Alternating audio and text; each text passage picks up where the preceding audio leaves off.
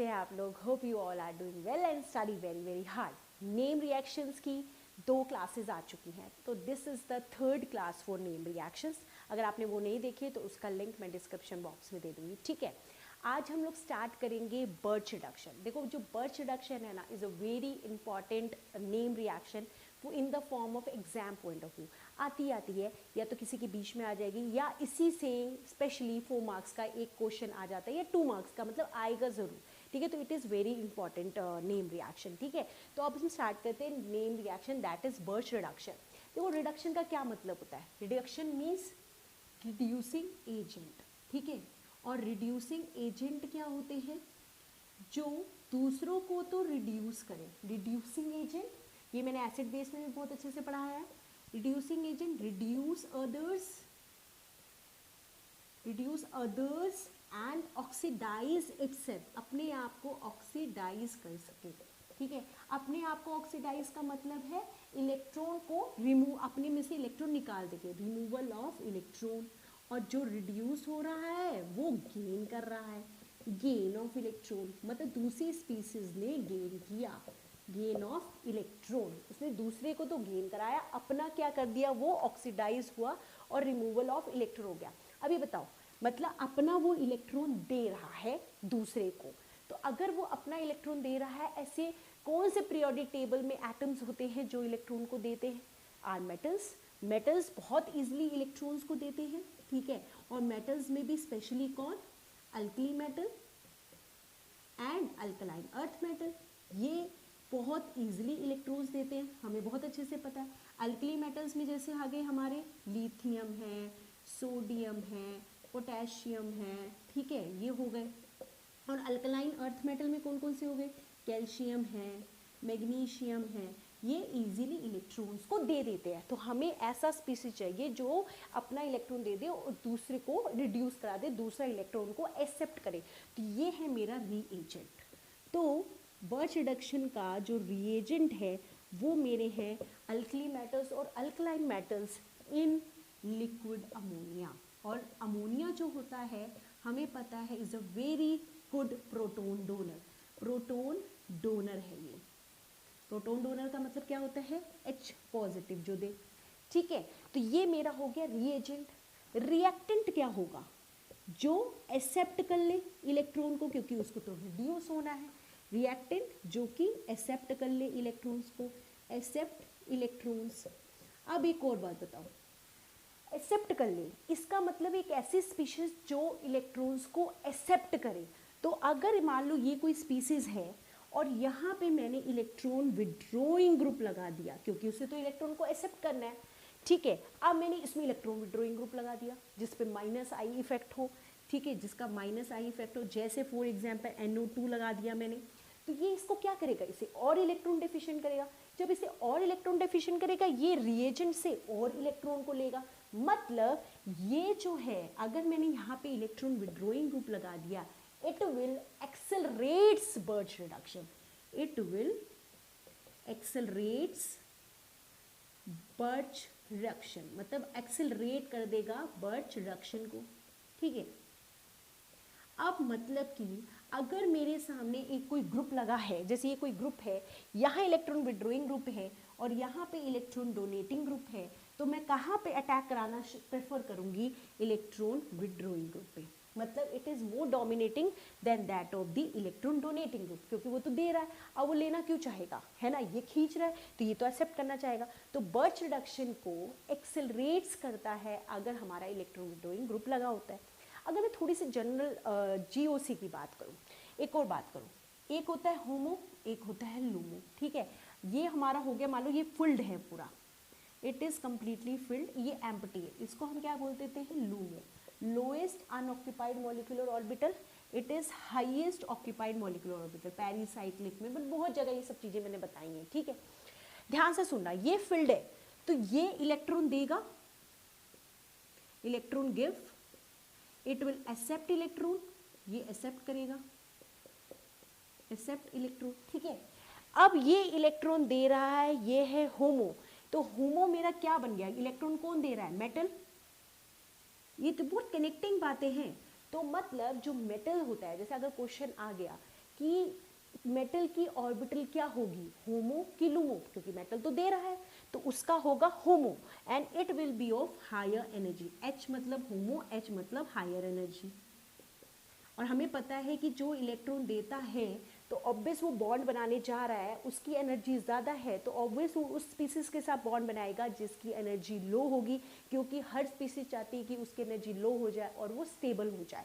तो ये था हायर एनर्जी पे मेटल, जो कि इलेक्ट्रॉन डोनेट कर रहा है, होमो है उसका, वो है मेटल, और ये इलेक्ट्रॉन दे रहा है लूमो को, और लूमो मीन्स लोअर एनर्जी, जो कि मेरा है रिएक्टेंट। देखो ये सब चीज़ें क्या होती है ना, कॉन्सेप्ट होते हैं, ये सब लर्न नहीं करने होते हैं, ये सब समझने होते हैं। जब आप समझोगे तो बहुत इजी है, कोई भी क्वेश्चन कहीं से भी आए आप क्रैक कर पाओ, आपका माइंड चल पाए, इसलिए कॉन्सेप्ट समझने जरूरी होते हैं। ये हमेशा हर ऑर्गेनिक पे अप्लाई होगा कि HOMO is of higher energy, LUMO is of lower energy, it will accept electron, it will donate electron.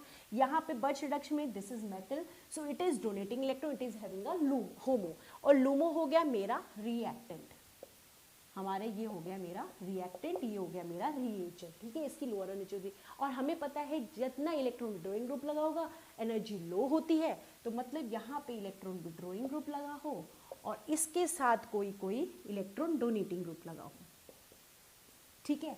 तो ये electron donating group energy high करता है, electron withdrawing group energy low करता है। ये सब बेसिक कॉन्सेप्ट्स में लिख लो, ये बहुत ज़्यादा इंपॉर्टेंट है, ठीक है। तो मेरी बात मेरे को समझ में आ गई कि बर्च रिडक्शन में मुझे इलेक्ट्रॉन को डोनेट कराना है, जो कि होता है Na इन लिक्विड अमोनिया या कैल्शियम मैग्नीशियम, कोई भी हो सकता है, अल्कली अल्कलाइन अर्थ मेटल। ये तो मुझे बहुत अच्छे से समझ में आ गया। अब हमें एक्चुअली हम क्या करते हैं, बर्च रिडक्शन का मतलब समझते हैं एक ही चीज़, एक रिएक्शन समझते हैं कि जहाँ मैंने liquid ammonia Na in liquid ammonia देख लिया, और मुझे अगर मेरे पास अल्काइंस हैं तो हम अल्काइंस को वो भी जो है टर्मिनल अल्काइंस नहीं, इंटरनल अल्काइंस, इंटरनल अल्काइंस को ये कन्वर्ट कर देता है अपना ट्रांस एल्कीन में।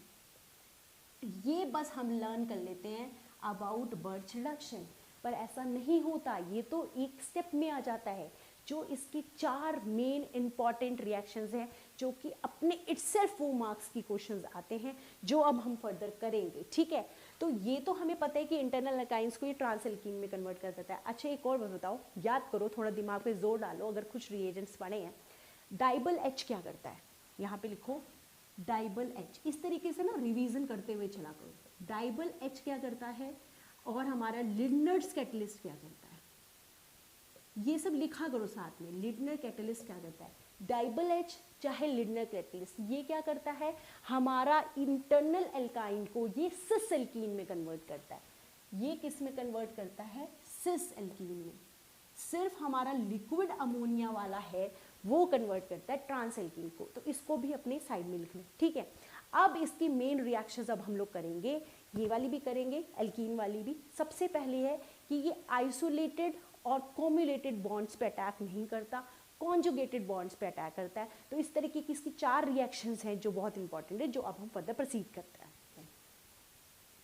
सबसे पहले हम लिखेंगे 4 मेन रिएक्शंस हैं, ए पार्ट डालते हैं। इट डू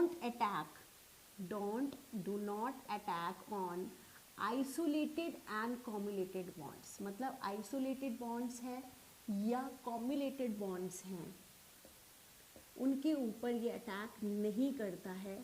ये do not attack on isolated cumulative, it attacks on conjugated double bonds पे अटैक करता है। देखो कॉन्जुगेटेड क्या होते हैं, जैसे फॉर एग्जांपल ये है double bond single bond double bond, this is conjugated. इनको यहीं पे दिखाऊं, आइसोलेटेड मतलब कि एक सिंगल बॉन्ड हो, सिंगल डबल बॉन्ड सिंगल, सिर्फ एक ही डबल बॉन्ड है एल्कीन्स, ये क्या हो गई आइसोलेटेड। कॉम्युलेटिव का मतलब क्या होता है, allenes, double bond C double bond, मतलब डबल बॉन्ड लगातार होते हैं, उन्हें बोलते हैं कॉम्युलेटिव बॉन्ड्स। जो single bond double bond present उसे बोलते हैं isolated, double bond single bond double bond होता है, इसे बोलते हैं आइसोलेटेड। तो ये जो Na इन लिक्विड अमोनिया आपका डाला है, Na इन लिक्विड अमोनिया, तो it will only attacks on conjugated double bonds. ये है मेरे कॉन्जुगेटेड डबल बॉन्ड्स। इसका मैकेनिज्म देखो बहुत इजी है, कोई ज़्यादा मुश्किल नहीं है, जो चीज़ आसान हो उसको कर लेना चाहिए। कैसे होता है Na इन लिक्विड अमोनिया, आप कॉन्जुगेशन दिखाते हो ना, कॉन्जुगेशन दिखा दो, ठीक है, ये ऐसे हो गया, तो ये क्या हो जाएगा, यहाँ पे नेगेटिव चार्ज आ जाएगा, ये यहाँ गया नेगेटिव चार्ज, यहाँ पे आ गया डबल बॉन्ड, और ये यहाँ से गया तो यहाँ आ गया पॉजिटिव चार्ज, ठीक है। अब Na इन लिक्विड अमोनिया था, प्रोटोन, अमोनिया क्या होता है, प्रोटोन डोनर होता है। नेक्स्ट स्टेप पे अमोनिया हमारा क्या दे देगा, H प्लस दे देगा, H प्लस ये एक्सेप्ट कर लेगा, ठीक है। तो यहाँ पे अगर मैं नेक्स्ट स्टेप पे दिखाऊं तो यहाँ पे हमारा क्या हो जाएगा, ये H आ जाएगा, ठीक है। यहाँ पे मेरा पॉजिटिव चार्ज है, सोडियम के 2 हम लेंगे, ये हमारे को 2 electron plus 2 Na positive, 2 electron के बाद ये क्या बन जाएगा, यहाँ पे आ जाएगा नेगेटिव, 1 इलेक्ट्रॉन से पॉजिटिव चार्ज चला जाएगा, 1 इलेक्ट्रॉन और आ जाएगा तो इस पर क्या आ जाएगा, नेगेटिव चार्ज आ जाएगा। नेक्स्ट स्टेप में फिर से लिक्विड अमोनिया प्रोटोन डोनर है, वो प्रोटोन देगा, H प्लस देगा, और यहाँ पे व्हाट वी विल गेट, यहाँ पे भी H लग गया, ये मेरा आंसर है। तो अगर आपको डायरेक्ट निकालना होगा आप सिर्फ कॉन्जुगेशन दिखा देना, जैसे ये है, ये यहाँ चला गया, ये हमारा सीधा आंसर आ जाएगा इसका। पर मैं चाहती हूँ इस तरीके से करो, क्योंकि जब हमारे बड़े क्वेश्चंस होते हैं ना जो 4 मार्क्स के होते हैं, वहाँ पे हमें थोड़ा सा मैकेनिज्म करके देखना होता है, कुछ नहीं करना, कॉन्जुगेशन दिखाना है, जहाँ पॉजिटिव चार्ज है वहाँ पे 2 Na के मोल्स लगेंगे, वो इलेक्ट्रॉन देगा, यहाँ नेगेटिव चार्ज आ जाएगा, जो नेगेटिव चार्ज है वो प्रोटोन ले लेगा, अमोनिया से यहाँ प्रोटोन आ गया, इसने इलेक्ट्रॉन लेके नेगेटिव बना दिया, नेक्स्ट में फिर लेके ये इसने बना दिया। तो हम थोड़ा सा मैकेनिज्म पे चलेंगे।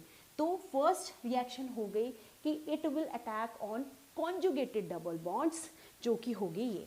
नेक्स्ट लिखो कि इट विल कन्वर्ट, जो कि अभी हमने किया था, इंटरनल एल्काइंस, इंटरनल एल्काइंस, जो इंटरनल एल्काइंस होता है उसको ये किस में कन्वर्ट करता है, ट्रांस एल्कीन में, ट्रांस एल्कीन, ठीक है। इंटरनल एल्काइंस का मतलब है जैसे आपने C ट्रिपल बॉन्ड C, यहाँ पे मेरा कोई भी R ग्रुप है, यहाँ पे कोई भी R ग्रुप है, अगर C ट्रिपल बॉन्ड C, यहाँ पे H और यहाँ पे R है, ये मेरी हो गई टर्मिनल एल्काइंस, क्योंकि आप यहाँ से नंबरिंग करोगे, इसमें नंबरिंग यहाँ से होगी 1 2 3 4, तो मेरी जो एल्काइन बनी वो बीच की बनी, अगर यहाँ पे करोगे तो इसे 1 मिल जाएगा, तो ये मेरी हो गई टर्मिनल एल्काइन, तो इनके ऊपर अटैक नहीं करता। यहाँ पे Na इन लिक्विड अमोनिया अगर डाला है तो ये क्या कर देगा, सीधा इसको कन्वर्ट कर देगा ट्रांस में, सीधा आंसर लिखना है इसमें, तो ये R यहाँ पे, ये R यहाँ पे H और यहाँ पे H, तो ये हो जाएगा इसका आंसर, ठीक है। अब हम करते हैं इसकी next reaction.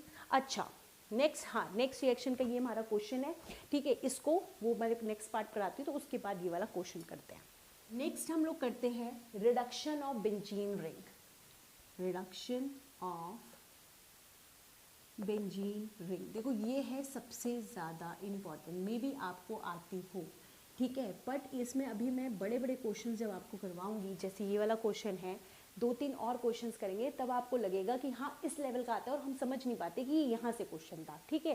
Reduction of benzene ring बहुत अच्छे से आपने देखा होगा कि अगर मान लो बेंजीन रिंग है, सीधा हम ट्रिक पे चल रहे हैं, ठीक है, ये यहाँ पे मान लो इलेक्ट्रॉन डोनेटिंग ग्रुप लगा हो, that is plus I group लगा हो, मीन्स CH3 लगा हो, OMe लगा हो, NH2 लगा हो, ये इन सब के हमारे क्या होते हैं, प्लस I इफेक्ट होता है, ठीक है, ये इलेक्ट्रॉन देते हैं। तो और यहाँ पे हमारा Na इन लिक्विड अमोनिया डाला हो, कुछ नहीं करना, इसको आपको सीधा जो भी इलेक्ट्रॉन डोनेटिंग ग्रुप होगा, तो जो उसके साथ डबल बॉन्ड लगा है आप उसको टच नहीं करोगे, उसे वैसे के वैसे लिख दोगे, ये आपने लिख दिया, यहाँ पे लिखा ये इलेक्ट्रॉन डोनेटिंग ग्रुप, ठीक है।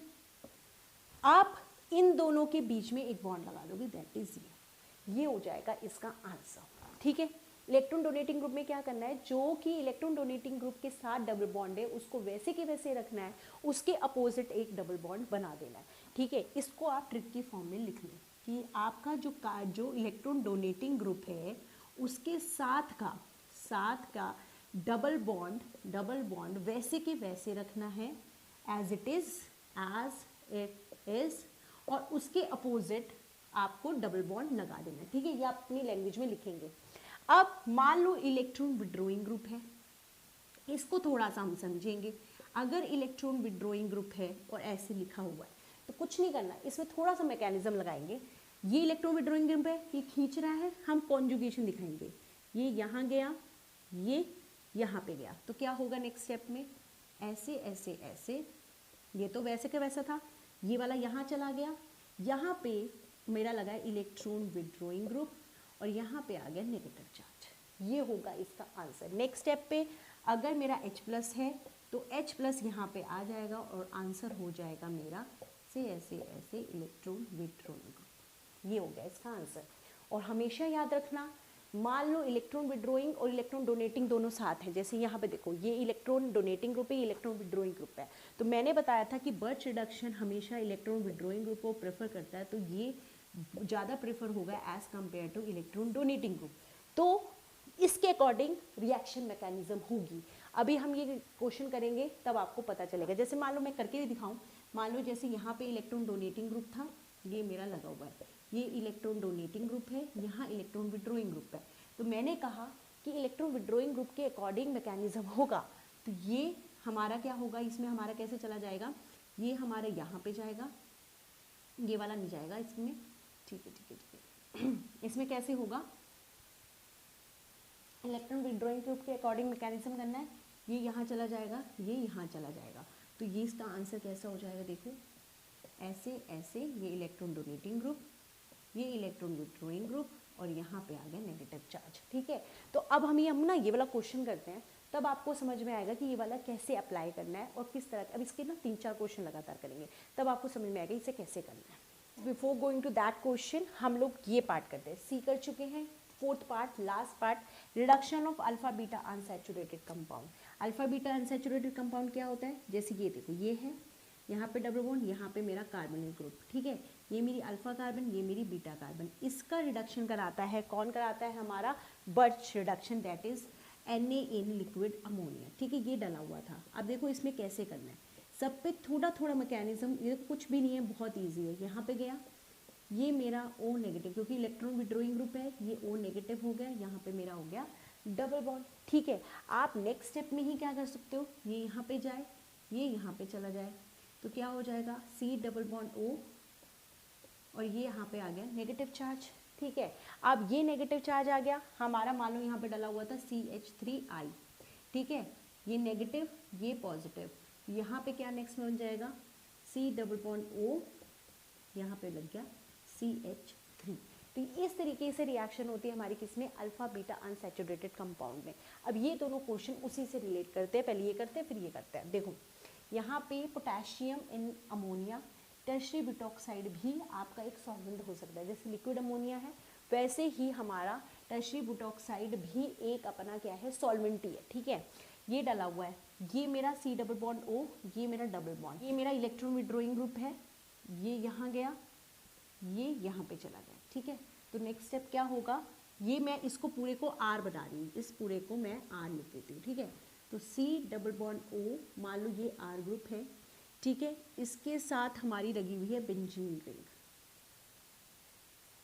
ठीक, तो ये मेरा चला गया यहाँ पे, ये मेरा यहाँ पे, ये मेरा CH3, ये मेरा यहाँ पे लग गया OMe और यहाँ पे लग गया नेगेटिव चार्ज।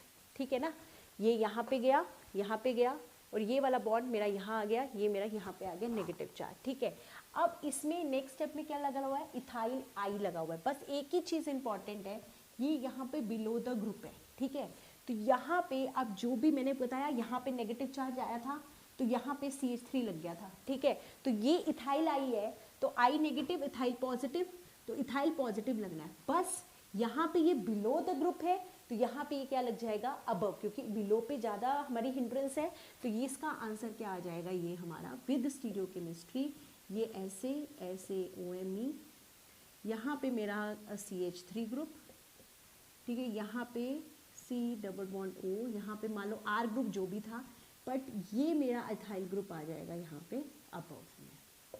ये हो जाएगा इसका आंसर।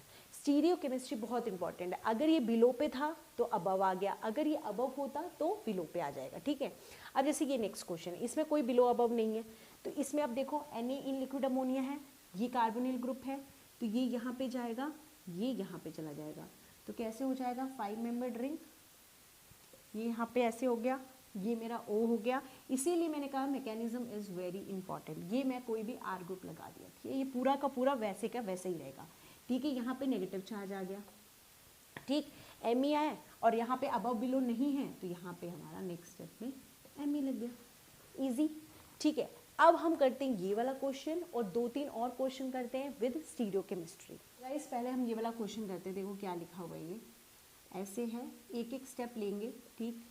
यहाँ पे मेरा OMe ग्रुप लगा हुआ है, यहाँ मेरा इलेक्ट्रॉन विड्रॉइंग ग्रुप लगा है, जैसे कार्बोक्सिलिक एसिड। पहले स्टेप पे Na इन लिक्विड अमोनिया, तो मैंने बोला था Na इन लिक्विड अमोनिया होगा और इलेक्ट्रॉन विड्रॉइंग ग्रुप लगा होगा या इलेक्ट्रॉन डोनेटिंग ग्रुप, तो इसको प्रेफरेंस देनी है, तो ये यहाँ पे चला जाएगा, ये यहाँ पे चला जाएगा, तो कैसा हो जाएगा, ये यहाँ पे यहाँ पे यहाँ पे, ठीक है, ये यहाँ पे, ये यहाँ पे OMe और यहाँ पे COOH, यहाँ पे मेरा आ गया नेगेटिव चार्ज, ठीक है। अब नेक्स्ट में देखो क्या डाला हुआ है, इथाइल ब्रोमाइड डाला हुआ है, तो ऑब्वियस सी बात है यहाँ पे हमारा C7H15 पॉजिटिव Br नेगेटिव, तो ये हमारा लग जाएगा यहाँ पे। तो नेक्स्ट स्टेप अगर मैं यहीं पे लिख दूँ तो ये क्या हो जाएगा, यहाँ पे ये OMe, यहाँ पे मेरा लग जाएगा C7H15 और ये COOH, ठीक है। अब नेक्स्ट स्टेप देखो, नेक्स्ट स्टेप में डाला हुआ है एक्वस HCl, यहाँ पे डाला हुआ है एक्वस HCl। अब लिख लो कहीं पे, जो एक्वस HCl डाला हो या H2SO4 डाला हो, ये है मेरा ईथर, ये है मेरा ईथर। मान लो एक कोई बेंजीन रिंग है और यहाँ पे लगा हुआ है ईथर, और इसमें डाला हुआ है एक्वस H2SO4 या फिर एक्वस HCl, तो ये ईथर के ऊपर अटैक नहीं करता, ये रिएक्शन नहीं होती। पर अगर इसी की जगह we have enolic ether, enolic ether का क्या मतलब होता है, OMe, मतलब double bond single bond OMe, सिर्फ इतना सा ग्रुप है, पूरी बेंजीन रिंग नहीं है, सिर्फ इतना सा ग्रुप है। तो अगर एक्वस HCl यहाँ के लिए स्ट्रॉन्ग एसिड चाहिए, स्ट्रॉन्ग एसिड जैसे हमारा Bi3, BBr3 या फिर BCl3, ये हमारे अगर होंगे तो ये रिएक्ट करेगा, अदरवाइज ये रिएक्ट नहीं करेगा। अब यहाँ पे अगर एक्वस HCl डाला है तो देखो कैसे रिएक्शन होगी, ये डबल बॉन्ड है, ये यहाँ जाएगा, ये यहाँ जाएगा, इसके बाद क्या होगा, ये डबल बॉन्ड OMe, इसके ऊपर अगर पॉजिटिव चार्ज, यहाँ पे हो गया नेगेटिव चार्ज। अब HCl है, HCl से हमारा H+ आएगा, वो H+ इसको दे देंगे, ठीक है। और हमें पता है कि इसमें वाटर भी प्रेजेंट होगा, एक्वस है, तो जो वाटर मॉलिक्यूल है वो अटैक करेगा इस Me के ऊपर, वो बॉन्ड दे देगा इसको। तो नेक्स्ट स्टेप में देखो क्या होगा, ये यहाँ पे आया, ठीक है, H लग गया यहाँ पे Me के साथ जो वाटर है, अब मैं यहाँ पे अगर वाटर दिखा दूँ HNH, तो वाटर जो है इसको अपने साथ ले जाएगा -CH3OH, और यहाँ पे जैसा डबल बॉन्ड O था, यहाँ पे वो न्यूट्रलाइज हो गया, ये मेरा इसका आंसर हो जाएगा। मतलब ये अगर है OMe और एक्वस HCl है, इनोलिक OMe है, तो इनोलिक वाला हटके डबल बॉन्ड O ही रह जाता है।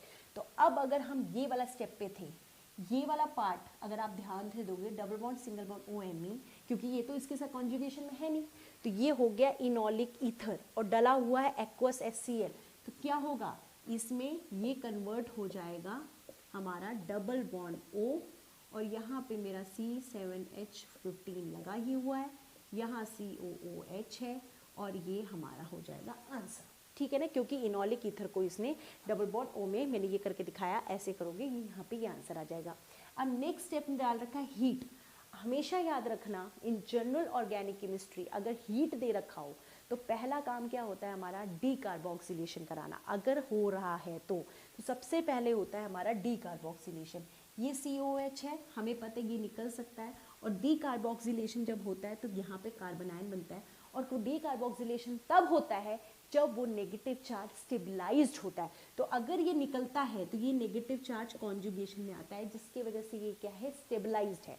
तो हीटिंग से क्या होगा, डीकार्बोक्सिलेशन, क्या होगा, डीकार्बोक्सिलेशन। तो डीकार्बोक्सिलेशन होगा, ये यहाँ पे आ जाएगा, ये डबल बॉन्ड O, यहाँ पे वी हैव नेगेटिव चार्ज, ये C7H15 और यहाँ पे ये, ठीक है। एक्वस HCl डला हुआ था, मतलब एसिडिक कंडीशन है। अब एक और बात लिखोगे कि अगर एसिडिक कंडीशन होती है और आइसोलेटेड बॉन्ड है और यहाँ पे नेगेटिव चार्ज है, तो ये इसके साथ आइसोमराइजेशन करता है। क्या करता है? Isomerisation. If there is a acidic condition, अगर मान लो यहाँ पे एसिड नहीं होता तो यहीं पे H लग के आंसर खत्म हो जाता, पर अगर यहाँ पे एसिडिक कंडीशन है तो ये यहाँ पे जाएगा, क्योंकि स्टेबल सब होना चाहते हैं, ये यहाँ पे चला जाएगा, यहाँ पे नेगेटिव आएगा, वो H ले लेगा, C7H17, ये डबल बॉन्ड, और यहाँ पे वो लग के H लग जाएगा। तो this will be the answer of this question. एक बार, दो बार, तीन बार जब प्रैक्टिस कर लोगे तो इस तरह के क्वेश्चंस ही CSI या नेट में आते हैं, एक स्टेप पे नहीं होते। ये 4 मार्क्स का क्वेश्चन था प्रीवियस ईयर का CSI या नेट का, ठीक है। तो इस तरीके से इसको 4 बार करोगे तो आपको समझ में आ जाएगा। इन सबको टिप एंड ट्रिक्स में लिखो, ठीक है। अब करते 2 और questions with stereo chemistry. Guys अभी 3 क्वेश्चंस करते हैं, फिर इस टॉपिक को यहाँ पे एंड करेंगे। बहुत सारे क्वेश्चंस है, बहुत इंपॉर्टेंट क्वेश्चंस है, ठीक है। देखो सबसे पहले इसको देखते हैं। देखो Na इन लिक्विड अमोनिया डाला हुआ है, ये मेरा क्वेश्चन है। देखो अगर आपके पास ऐसे आता है तो आपको क्या करना है, देखो यहाँ पे डाला हुआ है OH। OH हमारा क्या है? इलेक्ट्रॉन डोनेटिंग ग्रुप, मतलब ये रिंग तो मेरी क्या है? Electron rich. ऑब्वियस सी बात है, इसके कंपैरिजन में दिस इज इलेक्ट्रॉन डेफिशिएंट। और मैंने अभी अभी आपको बताया है कि Na इन लिक्विड अमोनिया किस पे अटैक करता है? जो इलेक्ट्रॉन डेफिशिएंट होती है, क्योंकि ये होता है डोनर, ये होता है डोनर, इसका होता है होमो, इसे चाहिए लूमो, इसे चाहिए लूमो। तो इनमें से लूमो कौन है? ये। तो इसका होगा हमारा रिडक्शन। तो रिडक्शन देखो कैसे होगा, ऑब्वियस सी बात है, यहाँ पे डबल बॉन्ड है, मैंने कहा था कि ये इलेक्ट्रॉन डोनेटिंग ग्रुप है, तो इसका डबल बॉन्ड ऐसे कैसे रहेगा? तो इसका आंसर आ जाएगा आपका, इनके बीच में डबल बॉन्ड लगा दो, ये यहाँ, और ये जो जैसा का जैसा था ये वैसे का वैसा रहेगा OH, ठीक है। इसी तरीके से ये है, इसका भी प्लस आई है, इसका भी प्लस आई है, मतलब ये रिंग जो है ये इलेक्ट्रॉन रिच है। अगर ये इलेक्ट्रॉन रिच है तो ये इलेक्ट्रॉन डेफिशिएंट है। अगर ये इलेक्ट्रॉन डेफिशिएंट है तो उसका क्या आंसर होगा? बिल्कुल वही, जहाँ पे बॉन्ड नहीं है वहाँ बॉन्ड बना दो, ये तो पहले से था, ये हो गया इसका आंसर। ये CH3 और ये CH3, ये यहाँ, ठीक है। तो ये तो हो गया सिंपल। अब आते विद स्टीरियो केमिस्ट्री, ठीक है। ये हमारा का क्वेश्चन दे रखा है, ठीक है। अब हमें करना है, देखो ये मतलब है यहाँ पे है CH3, ये है अल्फा बीटा अनसैचुरेटेड कंपाउंड, ये यहाँ जाएगा, ये यहाँ जाएगा। तो नेक्स्ट स्टेप में देखो कैसे होगा, ये इधर गया, ठीक है, O पे आ गया नेगेटिव चार्ज, O पे आ गया नेगेटिव चार्ज, ये हो गया डबल बॉन्ड, यहाँ पे लगा हुआ है CH3, ये वैसा का वैसा आप कर लो ड्रॉ, 2 3, ठीक, यहाँ पे डल गया CH3। अब हमें पता है ये यहाँ जाएगा, ये यहाँ जाएगा, तो ये यहाँ गया, ये यहाँ पे गया, तो यहाँ पे बन जाता है एक रेडिकल, या फिर मान लो यहाँ पे आ जाता है पॉजिटिव चार्ज, और पॉजिटिव चार्ज आ जाता है, लिक्विड अमोनिया है, लिथियम है, 2 इलेक्ट्रॉन डोनेट करेगा, यहाँ पे क्या बन जाएगा अपना? नेगेटिव चार्ज बन जाएगा, ठीक है। तो नेगेटिव चार्ज बन जाएगा, तो ये अमोनिया क्या करता है? H+ देता है, तो H+ देगा। अब मेन है H कहाँ से आएगा? अबव द प्लेन आएगा कि बिलो द प्लेन आएगा? तो ये है हमारा डेकिलिन सिस्टम। क्या है? डेकिलिन सिस्टम। और डेकिलिन में जो 10 मेंबर्ड रिंग की डेकिलिन सिस्टम होती है उसमें trans is more stable than that of cis. तो जब भी आपके पास पॉसिबिलिटी हो इस तरीके की बनाने में, तो हमेशा जहाँ ब्रिज पोजीशन होगी वहाँ पे आप ट्रांस प्रेफर करोगे एज कंपेयर टू सिस, मतलब ट्रांस इज मोर प्रेफरेबल सिस। तो हम H को बिलो द प्लेन ले आए, ठीक है। यहाँ पे हमारा नेगेटिव चार्ज वैसे का वैसे। नेक्स्ट स्टेप में क्या होगा? ये यहाँ जाएगा, ये यहाँ चला जाएगा। तो नेक्स्ट स्टेप में what we are going to have, ये हमारा ऐसे है, ठीक है। यहाँ पे CH3 ग्रुप है, ये मेरा बिलो H है, यहाँ पे आ गया नेगेटिव चार्ज, ये मेरा हो गया डबल बॉन्ड, ठीक है। इसी तरीके से ये यहाँ पे आया, ये यहाँ पे नेगेटिव आ गया, और यहाँ पे बिलो द प्लेन मेरा CH3 लगा है। अब नेक्स्ट स्टेप में वी हैव NH4Cl। NH4Cl भी हमारा H+ डोनेट करता है। अब बात ये है कि यहाँ पे H+ अबव द प्लेन आएगा कि बिलो द प्लेन आएगा। अब मेरी बात ध्यान से सुनो, जब भी ऐसी पॉसिबिलिटी हो कि H+ आ रहा है, तो H+ is a very small group, तो वो कभी भी हिंड्रेंस क्रिएट नहीं करता। तो जब भी हमारा स्टीरियो केमिस्ट्री की बात करते हैं हम, ठीक है, तो अगर H+ ग्रुप होता है तो हमें उसे एक्सियल पोजीशन से ही अटैक कराते हैं, मतलब कि ये अटैक करेगा अबव से, मतलब H हो गया अबव और CH3 ऑब्वियस बात चला जाएगा बिलो। तो this will be the answer. अब करते हैं लास्ट क्वेश्चन, ठीक है, इसको ध्यान से देखना है, बिल्कुल इसी का जैसा है पर इसमें कुछ डिफरेंस है, वो देखेंगे क्या है।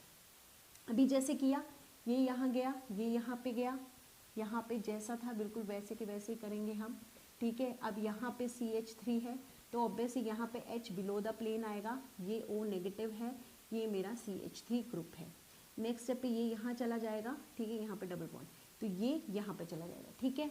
तो ये क्या हो जाएगा, ऐसे ऐसे ऐसे, यहाँ पे ये, यहाँ पे CH3, यहाँ पे बिलो H, ये मेरा आ गया यहाँ पे नेगेटिव चार्ज, ये मेरा है CH3, ये हो गया डबल बॉन्ड।